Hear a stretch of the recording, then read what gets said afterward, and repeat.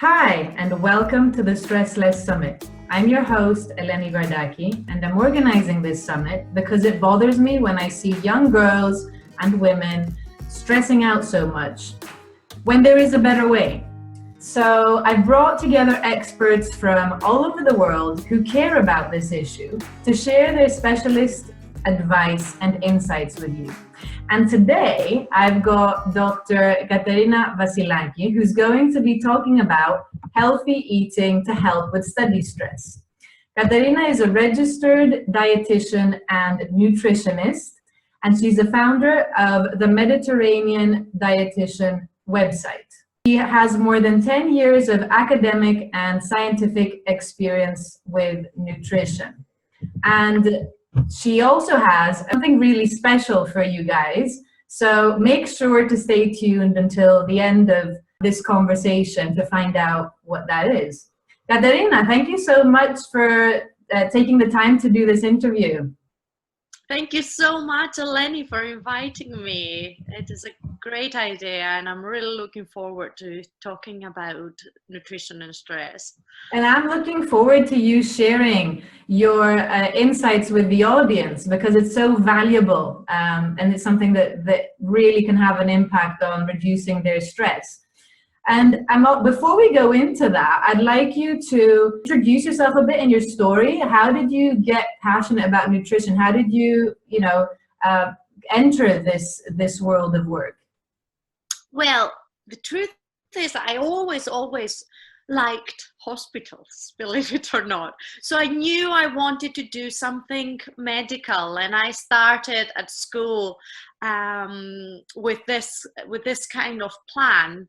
But the Department of Nutrition and Dietetics in Greece kind of flourished when I was around 18, and it seemed like a much better idea, something fresh, and you're still medical, but easier also as a way of life and quality of life, because I could see myself that it would be so hard living as a doctor, doing night shifts and on calls, and I thought that my quality of life would be much better if I did something still medical, but not as intense. So I entered the Department of Dietetics and Nutrition in Athens, in the Harokopio University in Kalithea, where I graduated, and then I came to Glasgow for my master's. Came back to Greece and did did my PhD in Glasgow, where I've stayed now for another 11 years. And I love a final point I'd like to also raise awareness to is how you said you talked about the importance of balancing things you care about and health and nutrition with a career that also has a good quality of life, because that is something that we often don't think about in our early 20s. I know I didn't, and it's only in my late 30s that I realized it. And I love that you're raising that awareness for our younger audience here, because it is important to do something we care about and make change in the world and help people, but also to take care of ourselves, that's not selfish, and you're modeling that's actually wise and necessary. That, we also need to take care of ourselves and as role models for others. Yeah. Totally. I consider that this is it's a very personal decision, because different people have different priorities and will always have different priorities. Our priorities might change in the future, but it doesn't mean that we will all change, for example, towards wanting a family and that kind of life. I always knew that I would crave companionship. I wanted a family. I wanted a happy, balanced life, and that I was not a career obsessed, focused person, and I would never be. So that part was very important for me also to protect in the near future coming. I think that it is also very respectable if people are not like that. That's absolutely fine, as long as whatever their choice is, they can prioritize their health. Because above all, you need to be healthy to do anything for yourself or for anyone. Yeah. And I think that's the tricky bit. And you can lose that prioritization of your health. Either you care about your career or for loved ones. And that's something that can even start early on. So to do with caring for loved ones or your studies, to the point where the stress becomes unhealthy. And would you like to talk about different types of stress in terms of studies, what stress young girls and women can go through? Yeah, so I think that there are two very distinctive types.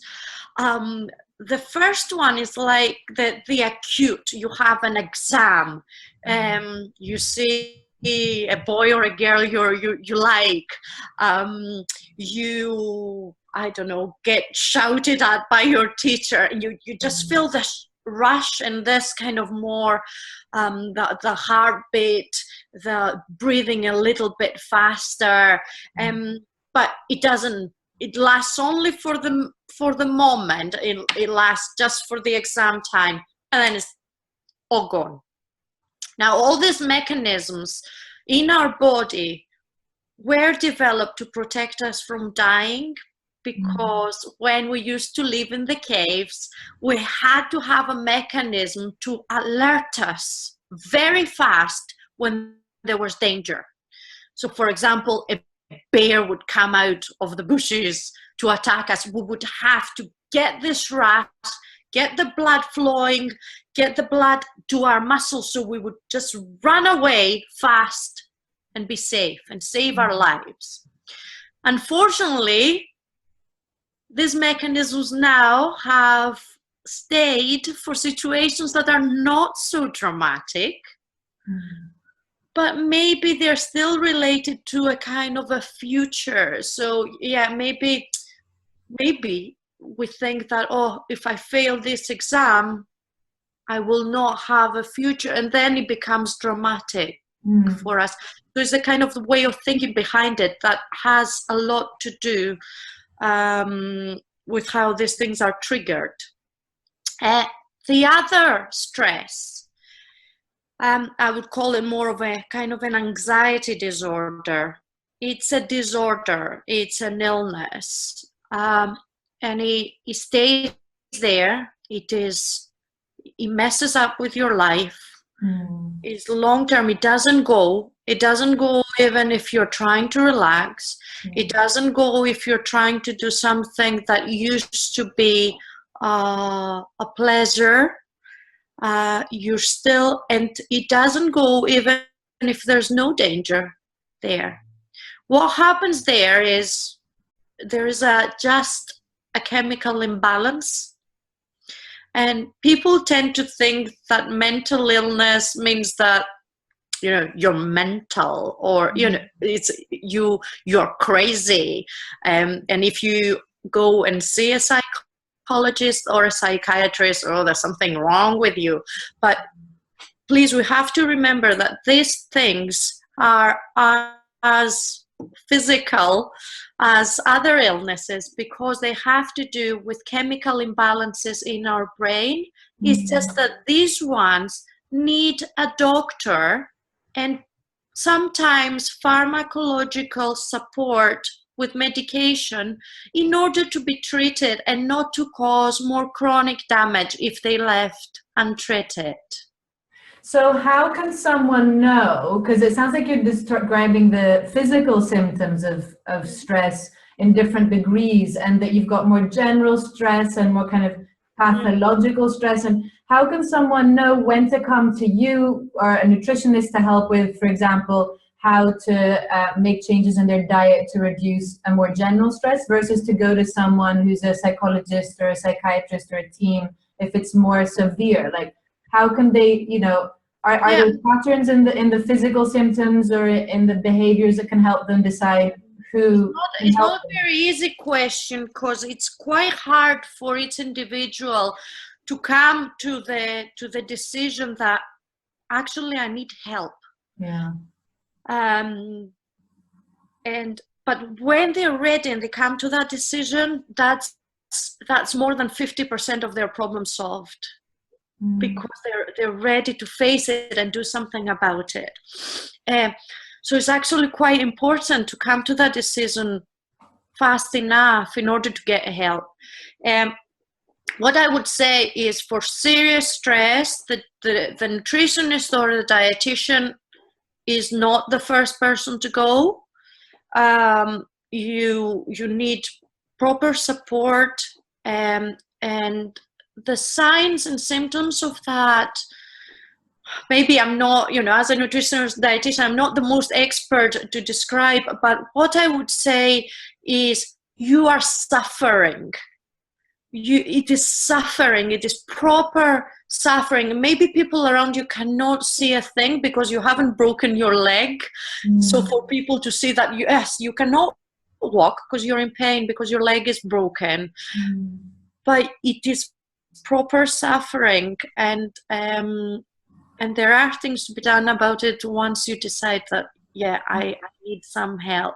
And the nutritionist and dietitian can be part of a team for things that stress or anxiety or disorders may develop as more chronic, like anorexia, for example, or food disorders. But still, you would have to be part of a team led by the psychology, psychiatry specialists.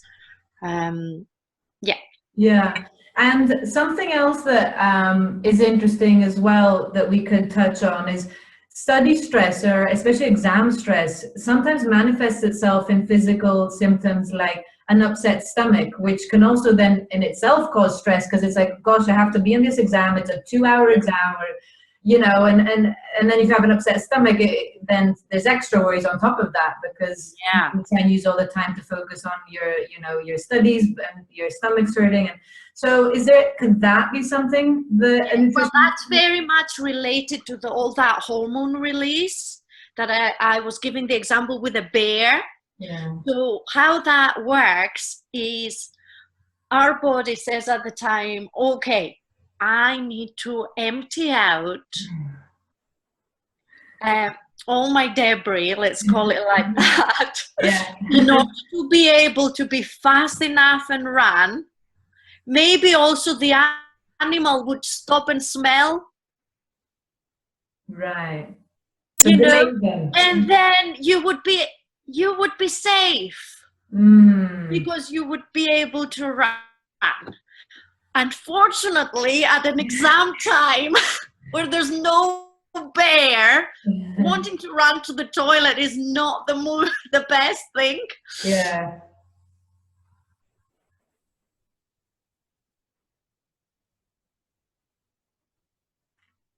And how severe it is, but it could be something that you just have to go to the toilet.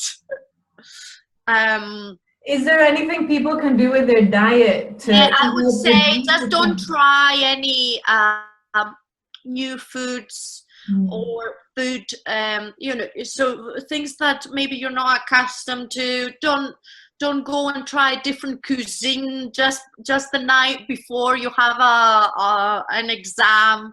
Just stick to kind of what that agrees with you, just in case. I would say that's the best advice I can give about that. And also not things that are too fatty. Things that have too much fat in them, they're digested more slowly, so they can cause some indigestion and make you feel uncomfortable. Yeah.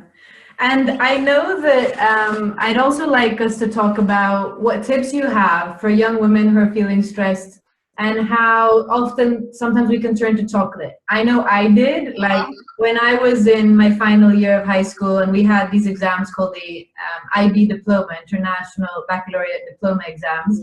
And at one point my mom had made chocolate cake. By the time, but within a 2 to 3 hours, it was gone. You know, I went down, had a bit, went up again, went down. In between revision, next thing I know, I couldn't believe that for the first and last time in my life, I had eaten a whole chocolate cake. It's like, you know, so there's almost this urge to turn to chocolate. Yeah, it's a little bit. I don't want to go into too many, you know, saying too many chemical names and so on, but so I'll try. But to keep things simple, with chocolate specifically, there are a couple of things. It has this amino acid that promotes the opposite hormone, so it keeps you calm, and it can, so it is a kind, so you know, chocolate or cheese, for example, they have the same amino acid that have this more the effect of calmness, because they can promote the production of that is like actually a neurotransmitter called serotonin. So yeah, that's one of them. The other thing is that we are craving really fatty and sugary food at the time, because again, it's almost like it's a time of survival, right? We have stress. Everything in us say you need to survive. So what is your body looking for? Is looking for high energy, high sugar, high fat. Now, if we were out in nature running away from the bear, that would be fine, because we would have run away and we would need that energy to burn off. If we're sitting on a desk studying all day long, that unfortunately is not helpful, and it can lead, if it is a more of a kind of a chronic issue, you know, it can lead us to being overweight. That can lead us to then later on life have more other chronic illnesses like heart disease, diabetes, high blood pressure, and so on. So it's a kind of a good one to keep on top of, especially when we're stressed. I would say something very easy we can do is have already our snacks planned. Because if you have it already planned, when the time comes, you will not just be unprepared and just go for anything. I love that, because for me it was like, well, what's in front of me? I see a cake. You know, the whole family, right? I mean, we have a big family, so but I guess and if it's there, you're gonna go for it. Yeah. So the funny thing is, intuitively, so we know that chocolate does help because it relaxes us, but quantity, cake is not a good idea. You know, if you go for really dark chocolate, right? Because you could stop at 2 little pieces. You could get, let's say, your fix, your treat, and then you would stop. If you go for the milk chocolate, that's higher in fat, higher sugar, and that creates more cravings. Yeah. Because your sugar levels in your blood would go very fast up, and then they would drop very fast, creating another need for more sugar. Yeah. So it's like a vicious cycle, so it doesn't stop. So you're not really helping yourself. Although you crave it, it will not really satisfy you. You will still feel unsatisfied. And all this cycle always keeps you unsatisfied. So for the audience watching then, the takeaway here is it could be a little switch, because when it's not dark chocolate, you can keep craving it and then be feeling like it's, you know, you're not satisfied. Whereas having... I would go for something different. So for example, a fruit salad. Right. Or some vegetable sticks. So things that would give you the carbohydrate, but they would release the glucose in your blood not in a more controlled way, so it would keep you satisfied for longer. You would have certainly less calories than a whole bar of chocolate, which is around 500 calories. And then you would break the cycle of the cravings also. But you need to be prepared for these things. I mean, if all you have in the house is crisps and chocolate, you're gonna eat crisps and chocolate.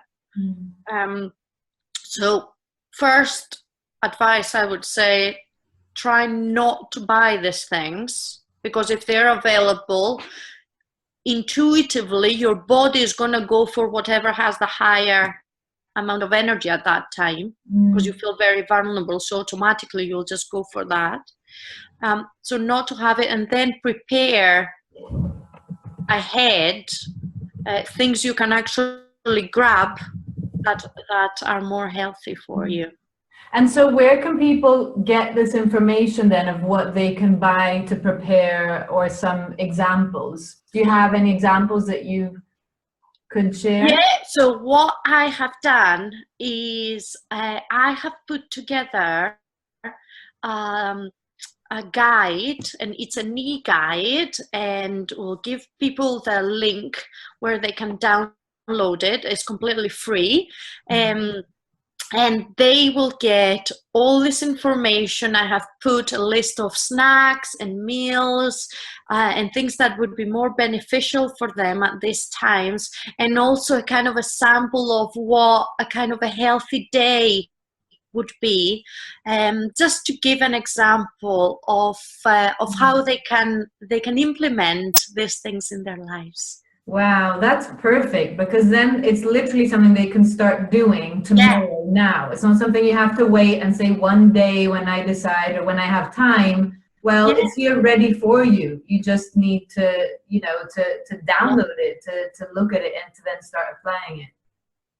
Yeah, no, that's great, because that's what I want also. It's about making these things easy for us and not a problem. So yeah, I figured that that's what I would like to have. I would have liked to have at those times where I was studying, and I shouldn't say what I was having during exam times. Well, I love that you're taking the time now to say, well, what, did you wish you had? And same thing with me, this is knowledge that some of, that we all wish we had, but it's now, with the amazing thing with the internet is, you're in England, I'm in Greece, we're exchanging this information, and it's something that people can benefit from, where with the technological revolution and the information revolution, this knowledge can literally spread. So thank you for the generosity of your time and sharing your experiences and your talk with us and your insights. And is there anything else that you'd like to add before we wrap up? I just want to really, really thank you for this. It's just an honor for me to be part of this wonderful idea, this telesummit. Thank you so much for inviting me here, and I'm so looking forward to hear how all this goes, and hear from all the people of how all this advice has worked out for them, and what we can do more for them in the future. Keep the conversation going. Yeah, definitely. Great. Thank you so much.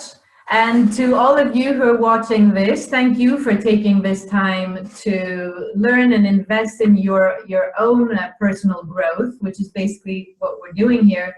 And keep your eye out for more stress-less emails to enjoy even more great advice just like this. Take care of yourselves, and until the next time.